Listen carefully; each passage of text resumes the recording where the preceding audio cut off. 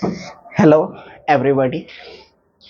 Welcome to all at Next Vision YouTube channel. I am Kumar Rajesh. जैसा कि हमने fluid mechanics का क्लास आप लोग का मैकेनिकल फ्लूइड मैकेनिक्स और मैकेनिकल ऑफ प्रॉपर्टीज का class mechanical properties of fluid का क्लास स्टार्ट किया था, तो आज उसका ये सेकंड लेक्चर है।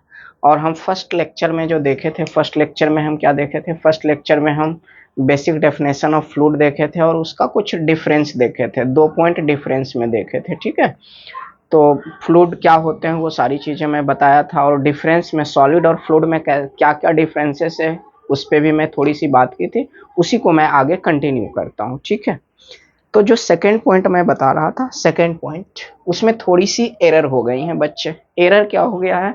मैं गलती से आपको एक्सप्लेन सही किया था, बट मैं उसको थोड़ी सी लिखने में मिस्टेक कर दिया। ऑन एप्लीकेशन ऑफ फोर्स लिख दिया था, जबकि हमको वहां पे लिखना था ऑन रिमूवल ऑफ लोड। जब हम स्प्रिंग पे लोड लगाएं, लोड हटाएं, तब ना वो जाकर के नेचुरल लेंथ में अपना पोजीशन को रीगेन कर रहा है। तो एक छोटी सी करेक्शन है, उसमें आपको मैं फिर से कर देता हूँ, उस पॉइंट को मैं फिर से लिख देता हूँ। ठीक है, तो चलते हैं हम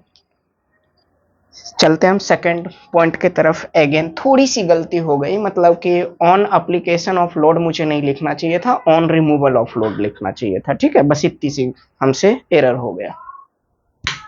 ठीक है, सेकंड पॉइंट फिर से मैं लिख देता हूँ। सेकंड पॉइंट,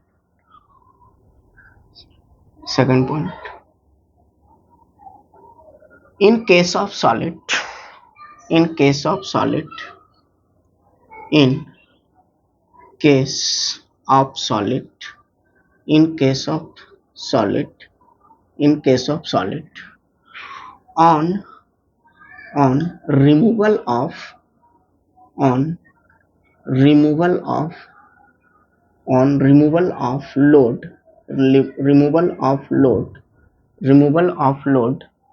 or force,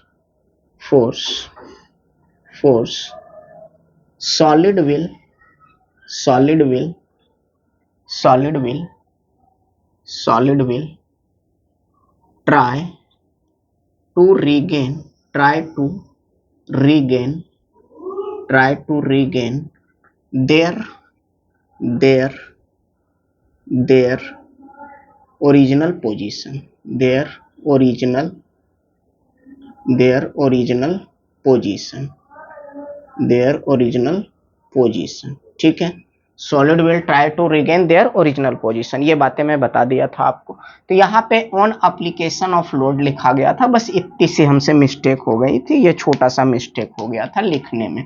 बाद में मैं देखा तो मुझे काफी ये लगा कि ये तो बड़ा ब्लंडर है। ठीक है, तो ऑन रिमूवल ऑफ लोड होगा। ठीक है, but but but but but in case of fluid, in case of fluid, but in case of fluid, but in case of fluid, in case of fluid, on removal of load, on removal of, on removal of, on removal of load, on removal of load, on removal of load,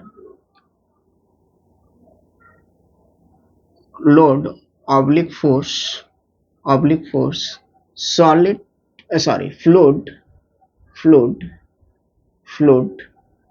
will, fluid will not, fluid will not try to, try to regain, regain their their original position, their original position, their original position। ठीक है, तो ये बातें मैं आपको समझा दिया था, अच्छे से समझाया था। मैं एक स्प्रिंग का एग्जांपल लिया था। ठीक है, स्प्रिंग क्या है, आप उस पर लोड लगाइए और लोड को रिमूव कर लीजिए तो क्या हो जाते हैं, वो अपने ओरिजिनल पोजीशन में आ जाता है। मतलब ये सॉलिड में हो रहा है, बट ऐसा फ्लूइड में क्या होता है, नहीं होता है। ठीक है, फ्लूइड के केस में ऐसा नहीं होता। एक बार आप फोर्स लगा दिए, लोड लगा दिए, मतलब लोड और फोर्स, फ्लूइड के केस में यहाँ जो लोड और फोर्स है, जहां भी मैं ये लिख रहा हूं, यहाँ पे सिर्फ शेयर फोर्स की बात होगी। कौन सी force? Shear force. Shear force की बात होगी, ठीक है। शेयर फोर्स, फ्लूइड पे जब भी एक ही टाइप का फोर्स हम अप्लाई कर सकते हैं तो वो कौन सा फोर्स है, शेयर फोर्स है, ठीक है। तो ये बातें मैं आपको समझा दिया था। नेक्स्ट हम चलते हैं थर्ड पॉइंट की तरफ। थर्ड पॉइंट में मैंने क्या बोला था, थर्ड पॉइंट देखिए, थर्ड पॉइंट क्या है, थर्ड पॉइंट है कि आप सॉलिड के ऊपर हर टाइप का लोड लगा सकते हैं। सॉलिड के ऊपर, जैसे ये कोई सॉलिड मटेरियल है, ये कोई सॉलिड मटेरियल है, तो सॉलिड मटेरियल के ऊपर आप हर टाइप का लोड लगा सकते हैं। सॉलिड मटेरियल के ऊपर क्या कर सकते हैं, हर टाइप का लोड। इससे आप ये टेंसाइल फोर्स, जैसे मैं खींच रहा हूं तो ये कौन सा फोर्स हुआ, ये हुआ टेंसाइल फोर्स, ये हुआ टेंसाइल फोर्स हुआ। और जब हम इसको ऐसे करके कंप्रेस करने का कोशिश करें, दबाने का कोशिश करें, कंप्रेस करने का कोशिश करें, तो ये कौन सा फोर्स हुआ, कंप्रेसिव फोर्स हुआ। कौन सा फोर्स हुआ, कंप्रेसिव फोर्स हुआ, ठीक है। अगर हम इसको बेंड करने का कोशिश करें, बेंड करने का कोशिश करें, तो ये क्या हुआ, बेंडिंग हुआ, बेंड करने का कोशिश, बेंडिंग हुआ, ठीक है। उसके बाद हम इसके अलावा शेयर फोर्स बेस पे तो कई सारे टाइप के हम force in case of on the solid हम अप्लाई कर सकते हैं, सॉलिड के ऊपर हम अप्लाई कर सकते हैं। But in case of fluid only shear force is possible. मतलब उसमें क्या है कि फ्लूइड के केस में सिर्फ और सिर्फ शेयर फोर्स ही पॉसिबल है, ठीक है। तो इस बात को हम लिख लेते हैं। आई होप कि थर्ड बातें भी आप समझ गए होंगे। तो लिखिए, in case of solid, in case of solid, in case of solid, in case of solid, in case of solid, in case of solid, in case of solid, in case of solid, all types, all types, all types are, all types are load, all types load are possible, load or force are possible, are possible, are possible, ठीक है। all types of load or force are possible, like like tensile force, like tensile force, tensile force, tensile force, compressive force, like compressive force, compressive force, compressive force, bending, bending, bending, bending, है ना, bending हो गया। Shear force, shear force, shear force, shear force, etc, etc, etc. whereas in case of fluid only shear force is possible, whereas whereas whereas whereas in case of fluid, in case of fluid, in case of fluid, in case of fluid only, only shear, only shear force is possible, only shear force is possible, only shear force is possible, only shear force is possible, ठीक है। तो ये बातें भी I hope कि आप समझ गए होंगे कि सॉलिड के केस में हम क्या देख रहे हैं, हम देख रहे हैं difference between solid and fluid के बीच कुछ डिफरेंस को हम समझने का कोशिश कर रहे हैं, ठीक है। तो हम थर्ड पॉइंट क्या बोले, थर्ड पॉइंट ये बोले कि सॉलिड के केस में हर टाइप का लोड पॉसिबल है, मतलब उस पर आप किसी भी टाइप का लोड लगा सकते हैं। बट फ्लूइड के केस में क्या है, ओनली शेयर फोर्स हम अप्लाई कर सकते हैं, उसके अलावा कोई फोर्स सॉलिड पे वर्क नहीं करेगा। ये मैं कहने का कोशिश कर रहा हूं, ठीक है। Next next next and last fourth point, next and last fourth point, fourth point, next and last fourth point. देखिए, हर टाइप का अगर आप फोर्स लगा रहे हैं तो हर टाइप का डिफॉर्मेशन भी होगा in case of solid. In case of solid क्या होगा, हर टाइप का डिफॉर्मेशन। ये पानी से चिपचिपा जाते हैं कपड़ा से पोंछने पे, इसीलिए डस्टर लगाना पड़ रहा है, ठीक है। तो अगर आप सॉलिड के ऊपर हर टाइप का लोड आप लगा रहे हैं तो हर टाइप का डिफॉर्मेशन भी होगा, ठीक है। हर टाइप का डिफॉर्मेशन होगा, वो इलोंगेट कर सकता है, उसमें इलोंगेशन हो सकता है, कंप्रेशन हो सकता है, बेंडिंग हो सकता है ना। एंगुलर डिफॉर्मेशन, लीनियर डिफॉर्मेशन, मतलब हर टाइप का डिफॉर्मेशन क्या है, पॉसिबल है। But in case of fluid आप एक फोर्स लगा रहे हैं तो क्या है, एक ही टाइप का उसमें डिफॉर्मेशन होगा, क्या होगा, एक ही टाइप का उसमें क्या होगा, डिफॉर्मेशन होगा। ठीक है, तो fourth point, fourth point, fourth point, next fourth point, in case of, in case of, in case of, in case of solid, in case of solid, all types of, all types, all types of deformation, all types of deformation, all types of deformation are possible, are possible, are possible, possible, ठीक है, are possible, like, like linear deformation, linear deformation,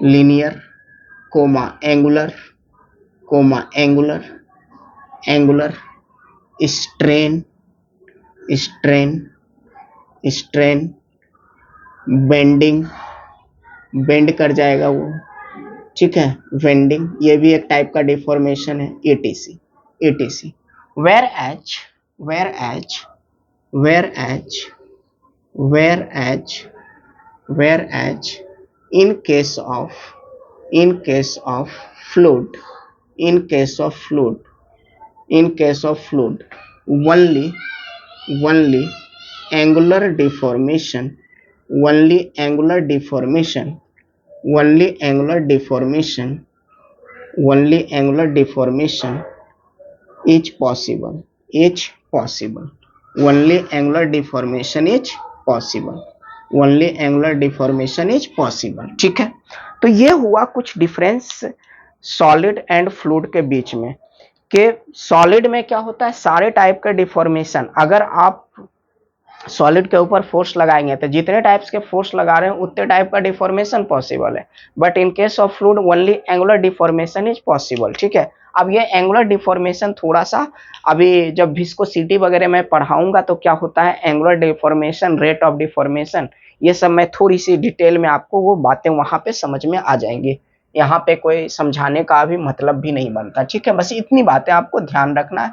अभी ये introduction का class चल रहा है, simple सी बात है कि कुछ चीजें आपको जो पीछे है वो आपको आगे समझ में आएंगे, डेफिनेटली आएगा समझ में, अच्छे से समझ में आएगा। ठीक है, तो ये ऑल अबाउट क्या था, ये all about introduction of fluid था। ठीक है, फ्लूइड और सॉलिड के बीच में कुछ डिफरेंसेस थे जो हमें पढ़ने हैं, है ना, तो वो सारी चीजें ये इंड होता है।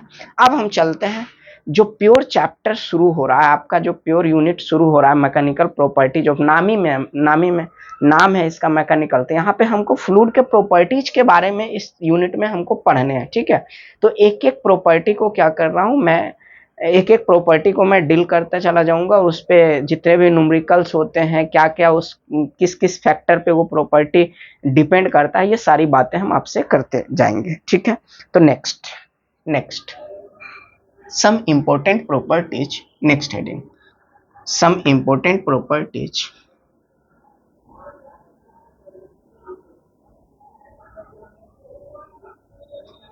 some important properties of fluid। ठीक है, some important properties of fluid,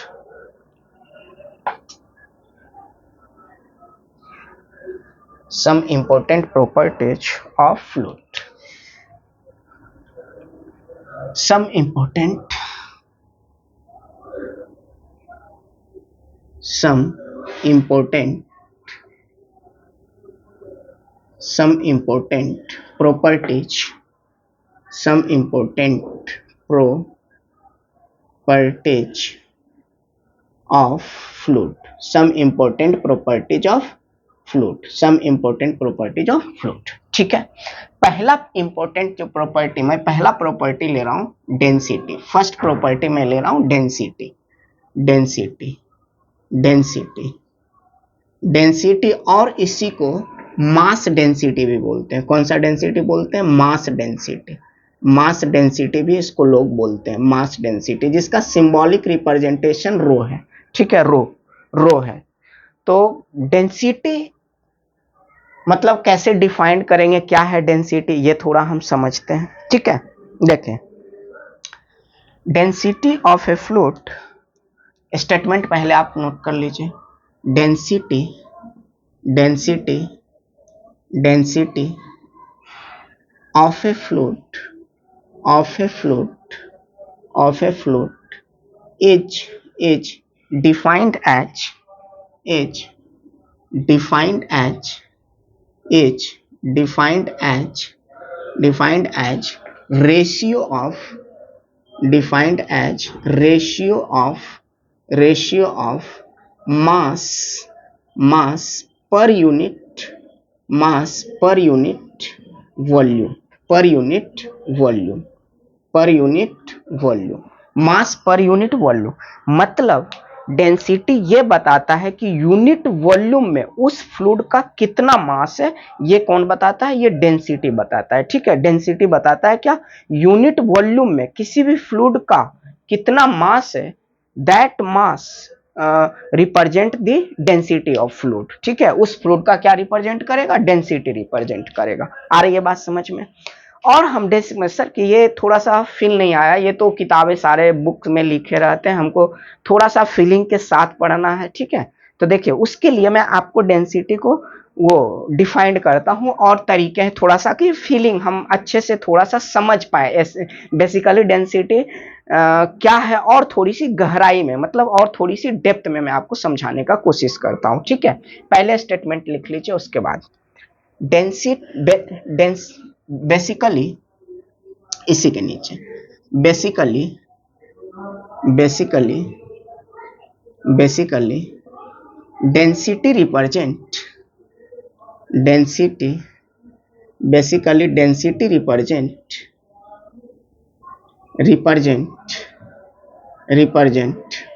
number of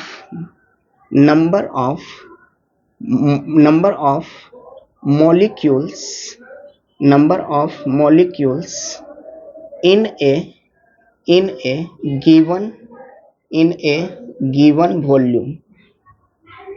given volume if number of molecule number of molecule is more number of molecule is more mass is more। तो क्या होगा, मास क्या होगा, ज्यादा होगा, mass is more and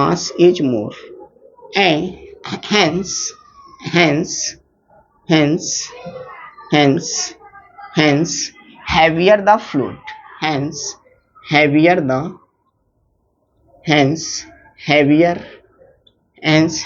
the fluid heavier the fluid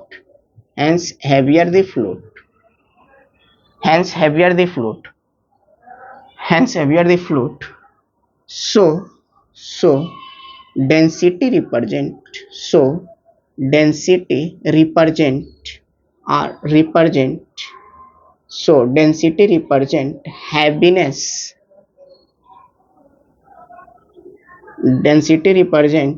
heaviness of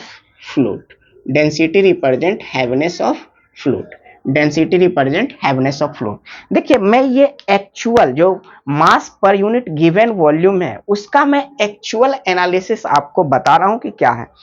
density क्या represent करता है, हैवीनेस ऑफ फ्लूइड का। हैवीनेस मतलब कौन सा फ्लूइड कितना भारी है। जैसे आप एक कंटेनर में आप क्या कीजिए, एक कंटेनर में आप वाटर लीजिए, ठीक है। एक कंटेनर में आप वाटर ले लीजिए, और उसी कंटेनर में आप क्या कीजिए, ऑयल को डाल दीजिए, ऑयल को डाल दीजिए। तो आप देखेंगे कि ऑयल ऊपर है, वाटर के ऊपर कौन है, ऑयल है, और ये पानी कहाँ है, वाटर कहाँ है, पानी कहाँ है, नीचे है। H2O कहाँ है, ऑयल के नीचे है।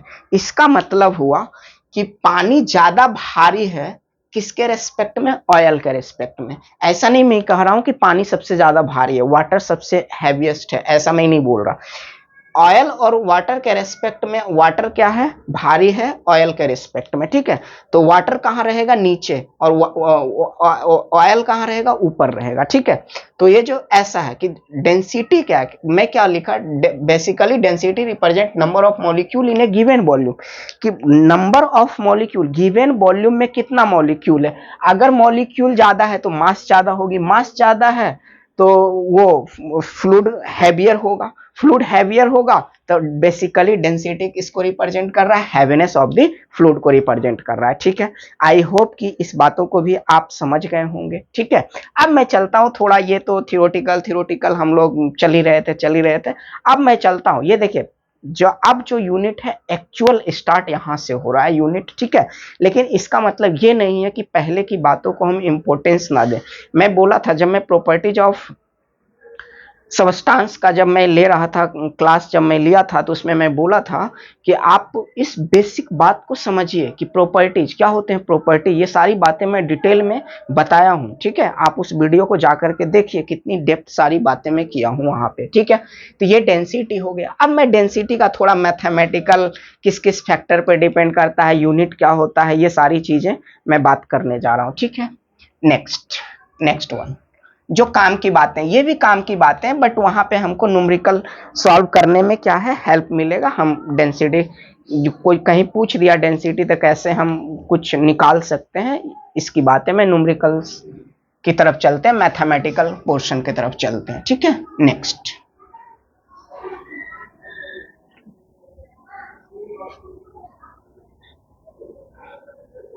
देखें, ये जो डेंसिटी है, डेंसिटी को मैं क्या बोला? मास पर यूनिट वॉल्यूम बोला। क्या बोला मैं? मास पर यूनिट वॉल्यूम बोला। डेंसिटी क्या है? मास पर यूनिट वॉल्यूम, ठीक है। डेंसिटी क्या है? मास पर यूनिट वॉल्यूम को बताता है। तो डेंसिटी क्या बताता है? डेंसिटी बताता है, density density is equal to mass per unit volume. Mass per unit volume को हम क्या बोलेंगे? डेंसिटी। वो सिंबॉलिक फॉर्म में लिखना है तो rho is equal to M by भी लिख सकते हैं। इसका एसआई यूनिट क्या होगा? एसआई यूनिट क्या होगा? एसआई यूनिट होगा, एसआई यूनिट मास का होता है केजी, अब वॉल्यूम का होता है मीटर क्यूब, तो केजी पर मीटर क्यूब हुए एसआई यूनिट, ठीक है। इसका डायमेंशन क्या होगा? डायमेंशन क्या होगा? डायमेंशन क्या होगा? डायमेंशन इसका हम लिखें तो देखिए, मास का तो m लिखाएगा, ठीक है, m लिखाएगा, और इसको स्क्वायर ब्रैकेट में हम बंद करते हैं। अब वॉल्यूम का लेंथ इंटू लेंथ, मतलब l के पावर क्यूब होगा, l के पावर क्यूब होगा, इसे भी हम अंडर ब्रैकेट में बंद करेंगे, ठीक है, स्क्वायर ब्रैकेट से। और m इंटू l के पावर ऑफ माइनस क्यूब, ये क्या है? डेंसिटी का डायमेंशन है। तो हम डायमेंशन पे भी थोड़ा सा ध्यान रखेंगे, ये भी आपसे पूछ लेते हैं। मैं बोला कि मैं एक एक बातों को, बहुत छोटी छोटी, आप किसी भी बात को बच्चे नजरअंदाज नहीं कर सकते, क्या उठा के आपसे पूछ लेगा। और एग्जाम में ऐसी गलतियां हो जाती है, मतलब आप उसको जब आप बाहर निकलोगे कि ये हमसे गलत हो गया, तो मतलब एग्जाम का एक अलग प्रेशर होता है, ठीक है। तो हम इसीलिए बोल रहे हैं कि काफी फंडामेंटल और छोटी छोटी बातों से, काफी एकदम बेसिक फंडामेंटल से लेकर के हम ऊपर तक जाएंगे, ये मेरा अप्रोच है, ठीक है। तो हम क्या है, डायमेंशन को समझे, एसआई यूनिट को समझे, सिंबॉलिक फॉर्म, ये सारी बात को समझे, ठीक है। अब कुछ इंपॉर्टेंट सबस्टांस जिसका कि हम डेंसिटी हमको पता होना चाहिए। जैसे मैं डेंसिटी ऑफ वाटर का बात करूं, डेंसिटी ऑफ वाटर का बात करूं तो ये कितना होता है? 1000 kg पर मीटर क्यूब होता है, ठीक है। अगर मैं डेंसिटी ऑफ एयर का बात करूं, डेंसिटी ऑफ एयर कितना होता है? 1.2 kg पर मीटर क्यूब।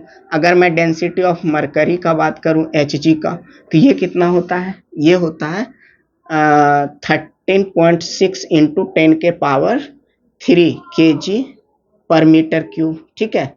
ये, और इसी को मैं 13,600 भी लिख सकता हूँ। आप मल्टीप्लाई करोगे तो 13,600 kg पर मीटर क्यूब, ये भी लिखा जा सकता है, ठीक है। तो ये कुछ इंपॉर्टेंट सबस्टांस है जिसका कि डेंसिटी आपको डायरेक्ट याद होना चाहिए, इसलिए याद होना चाहिए कि आपको प्रॉब्लम बनाने में आगे हेल्प मिलेगा। ठीक है, तो ये आपको याद होनी चाहिए। नेक्स्ट मैं आगे बढ़ता हूँ। अब मैं बात करूं कि कौन कौन ऐसा फैक्टर है, कौन कौन ऐसा फैक्टर है जिसपे फैक्टर अफेक्टिंग द डेंसिटी, मतलब डेंसिटी उस पर डिपेंड करता है। ठीक है, तो next heading factor affecting the density, next heading है factor affecting the density, factor affecting factor affecting the density, factor affecting the density. कौन कौन सा ऐसा फैक्टर है जिसपे डेंसिटी क्या है, डेंसिटी जिसको मतलब कौन सा ऐसे फैक्टर है, कौन से ऐसे फैक्टर हैं डेंसिटी को अफेक्ट करने वाला। ठीक है, तो डेंसिटी को अफेक्ट करने वाला दो फैक्टर हैं, हम हमारे सिलेबस में जैसे दो फैक्टर कौन कौन से हैं, तो एक हुआ प्रेशर, एक हुआ क्या प्रेशर, एक प्रेशर, एक प्रेशर और दूसरा क्या है टेम्परेचर, प्रेशर एंड टेम्परेचर। अगर आप प्रेशर बढ़ाओगे, अगर आप क्या मैं बोल रहा हूं, अगर आप प्रेशर बढ़ाओगे तो डेंसिटी बढ़ेगा। सर बात समझ में नहीं आई कैसे, देखिए जैसे पूरा एक को मतलब कि बाहर एयर है, अब उस एयर को एक छोटे से वॉल्यूम में क्या करो आप कंप्रेस कर दो, कंप्रेस किए तो क्या होगा, जितना मॉलिक्यूल्स वो ज्यादा वॉल्यूम में था तो वॉल्यूम मतलब ये न्यूमेरिक वैल्यू घट गया, घटा तो डेंसिटी क्या होगा बढ़ जाएगा। मतलब ये दो वेरिएबल है यहाँ पे मास और वॉल्यूम, तो आप अगर वॉल्यूम घटाइएगा तो डेंसिटी, स्वाभाविक सी बात है कि अगर आप वॉल्यूम डिक्रीज कीजिएगा तो डेंसिटी क्या होगा बढ़ेगा। तब वॉल्यूम कैसे घटेगा, on the application of pressure. Atmospheric कोई रूम है, अब उस रूम के सारे एयर को आप क्या किए छोटे से कंटेनर में बंद कर दिए, छोटे से कंटेनर में क्या किए बंद कर दिए, तो बंद किए तो वॉल्यूम आप डिक्रीज किए, वॉल्यूम डिक्रीज किए तो क्या होगा डेंसिटी बढ़ेगा, डेंसिटी बढ़ेगा।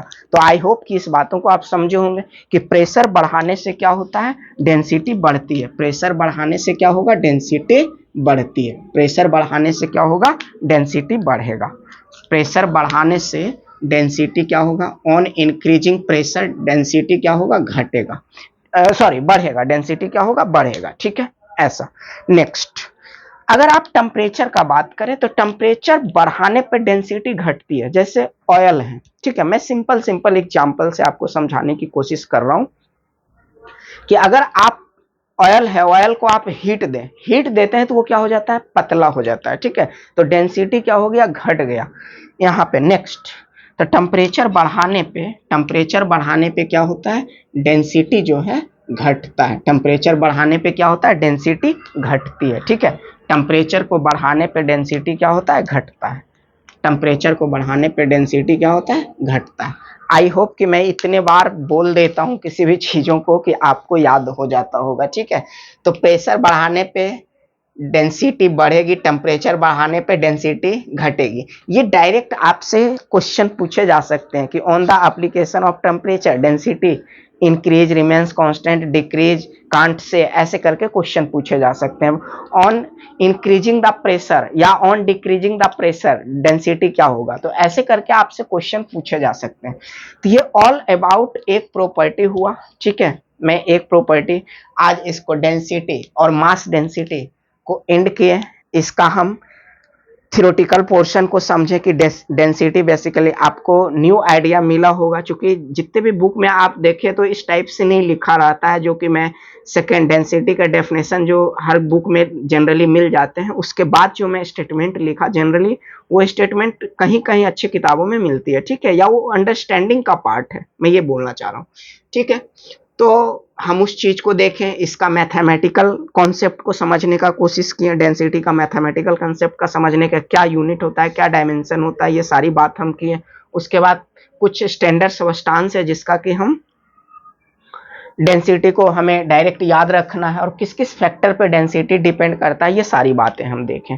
ठीक है, तो आज मैं इस वीडियो को यहीं पे रोक रहा हूँ। थैंक्स, मिलता हूँ नेक्स्ट वीडियो में फिर से अगले प्रॉपर्टी के साथ। तब तक आप पढ़ते रहिए। Thank you so much.